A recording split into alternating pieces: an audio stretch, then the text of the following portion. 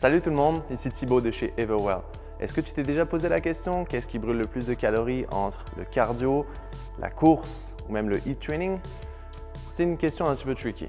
Aujourd'hui, si on prend un individu, qu'on l'évalue, mettons exemple sur 20 minutes, sur les 3 activités différentes, il est fort possible que le HIIT training en termes d'intensité va gagner.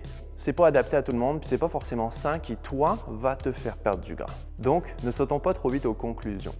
Il y a une variable qui est très intéressante à prendre en compte finalement, c'est la récupération. Parce que, prenons mettons le stéréotype d'une personne, monsieur, madame, tout le monde, et d'un athlète, définitivement, ils n'auront pas besoin de la même intensité de travail et ils n'auront pas finalement la même récupération l'un comme l'autre. Il est important de définir finalement quel est votre niveau en termes d'entraînement, d'activité physique, mais aussi de prendre en conséquence tous qui est vos habitudes de vie, votre sphère de travail et tout ce qui vient avec, et ensuite de définir une programmation spécifique à vous-même.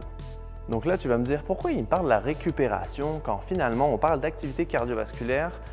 C'est très simple, parce que finalement la récupération va permettre de définir, exemple, quelle quantité d'exercice tu es capable d'absorber dans ta semaine.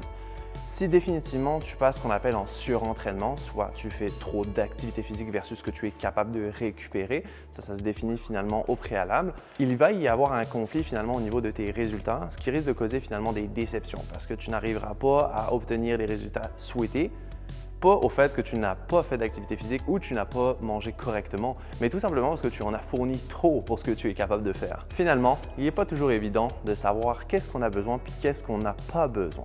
C'est là que j'interviens, puis c'est là que l'équipe Everwell intervient pour t'aider dans ton quotidien à passer à travers de tes objectifs.